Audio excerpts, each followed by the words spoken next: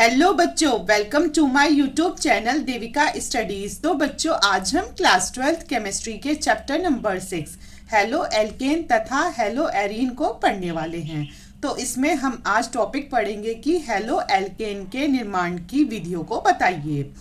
तो ये आपसे बोर्ड एग्जाम में सीधा 3 से 4 नंबर का क्वेश्चन पूछा जाता है कि हेलो एल्केन के निर्माण की आपसे पूछ लेंगे 3 या 4 विधियों को बताइए, या फिर आपसे सीधा सवाल पूछेंगे कि अल्कोहल के द्वारा हेलो एल्केन का निर्माण कैसे किया जाता है, या फिर पूछ लेंगे कि एल्केन के हैलोजनीकरण के द्वारा हेलो एल्केन का निर्माण कैसे किया जाता है। तो आज मैं आपको 3 से 4 विधियां बताऊंगी जो कि एग्जाम में अब तक पूछी गई हैं। तो इसके निर्माण की सबसे पहली विधि है अल्कोहल के द्वारा। किसके द्वारा? अल्कोहल के द्वारा। तो आप लिखोगे कि जब अल्कोहल की क्रिया HI या फिर HCl आदि से कराते हैं तो हेलो एल्केन प्राप्त होता है। कि जब अल्कोहल की क्रिया HI या HCl आदि से कराते हैं तो हेलो एल्केन प्राप्त होता है। जैसे हमने R लिया एल्केन और उसके साथ OH को लिया और उसकी क्रिया HI से कराएंगे या फिर HCl से कराएंगे तो हमारा हेलो एल्केन बनेगा, मतलब RH बनेगा। तो आप इसे ऐसे भी लिख सकते हो कि एल्केन और अल्कोहल की क्रिया हैलोजन अम्ल, मतलब हैलोजन अम्ल होते हैं HI या HCl, अगर इनसे कराएंगे तो हमारा हेलो एल्केन मतलब RH बनेगा। तो आप एग्जाम में चाहे इसको भी मत लिखना, इसे भी मत लिखना, पर इन्हें दोनों को जरूर लिखना, ठीक है। आप ऐसे लिखना कि ROH है, उसकी क्रिया आप हैलोजन अम्ल मतलब HI से करा रहे हो तो R के साथ क्या आएगा? I। क्यों आएगा? क्योंकि RX लाना है। X होता है हमारा हैलोजन तत्व जो कि होते हैं FCl, Br या फिर I। तो I तो जरूर आना है क्योंकि यहाँ I है, तो R I के साथ आ जाएगा, तो आ जाएगा हमारा RI और प्लस फिर क्या बचता है? R खत्म, I खत्म, तो ये H2O बचता है, ठीक है। तो ये निकल जाएगा। R की जगह हमने लिया है CH3, OH है, तो ये क्या है? तो ये हमारा मेथिल अल्कोहल। CH3OH की क्रिया अब हम HI से कराएंगे। CH3OH की क्रिया अगर HI से कराते हैं तो अभी बताया है कि R के साथ आएगा I, तो ऐसे ही R की जगह रखा है हमने CH3, तो यहाँ CH3 के साथ आएगा I, तो आ गया हमारा CH3I। तो ये बन गया हमारा हेलो एल्केन जिसका नाम है मेथिल आयोडाइड। और फिर क्या निकलेगा? फिर ये बचा है H2O, तो ये निकल जाएगा H2O। तो ये थी हमारी अल्कोहल के द्वारा हेलो एल्केन के निर्माण की विधि। अब हमारी दूसरी विधि है कि एल्केन के हैलोजनीकरण के द्वारा हेलो एल्केन कैसे बनाओगे आप। तो इसमें आपको याद रखना है कि ये होगी सूर्य के प्रकाश की उपस्थिति में। सूर्य के प्रकाश की उपस्थिति में एल्केन की हैलोजन से क्रिया कराने पर हेलो एल्केन प्राप्त होता है। अब मुझे पता है कि आप थोड़े कंफ्यूज होगे, आप ये कहोगे कि जब हमने अल्कोहल से कराई तब भी एल्केन था, इसमें भी एल्केन है, तो इसमें और इसमें क्या अंतर हुआ? एक तो हाँ, तो ये अगर आपको अच्छे से समझनी है तो आपको ये 3-4 बार खुद से करके देखनी पड़ेंगी, फिर आपको उस इनमें इतना कंफ्यूजन नहीं होगा।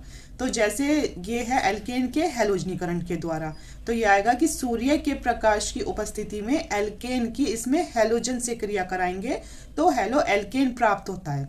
अब जैसे RH है तो ये हैलोजन से ही तो करा रहे हैं, हैलोजन हुआ हमारा X2, हमने लिया एल्केन, एल्केन होता है RH, ठीक है। इसकी क्रिया किससे करा रहे हैं? हैलोजन से करा रहे हैं, हैलोजन हो गया X2, इसकी सूर्य के प्रकाश की उपस्थिति में करा रहे हैं तो R एक X ले लेगा, RX बन जाएगा, फिर एक X बचा तो ये H के साथ जुड़ जाएगा तो आ जाएगा प्लस HX, ठीक है। तो अब इस RH की जगह हमने लिया है CH4, तो वो हो गया हमारा क्या? Methane, CH4 methane. अब X की जगह X है हमारा हैलोजन, हैलोजन तत्व होते हैं FCl, Br, I, तो यहाँ ले लेंगे हम इसमें Cl, तो हमने ले लिया Cl2, ठीक है। इसकी हमने सूर्य की प्रकाश में कराई तो फिर क्या आता है?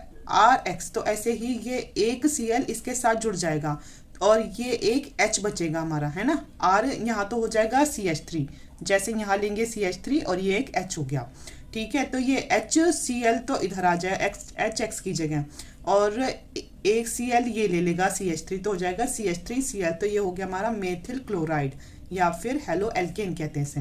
अब हमारी हेलो एल्केन के निर्माण की तीसरी विधि, तो ये तो मैंने आपको कल भी कराई थी, हुंसरी अभिक्रिया, जो कि मैंने आपको अकेली वीडियो में अच्छे से एक्सप्लेन की है, ठीक है। तो और जिसने वीडियो नहीं देखी एक बार जाकर ज़रूर देख लेना, उससे क्या होगा, उससे आपका रिवीजन हो जाएगा दोबारा। अब हमारी तीसरी है मोनोकार्बोक्सिलिक अम्ल के द्वारा। किसके द्वारा? मोनोकार्बोक्सिलिक अम्ल के द्वारा।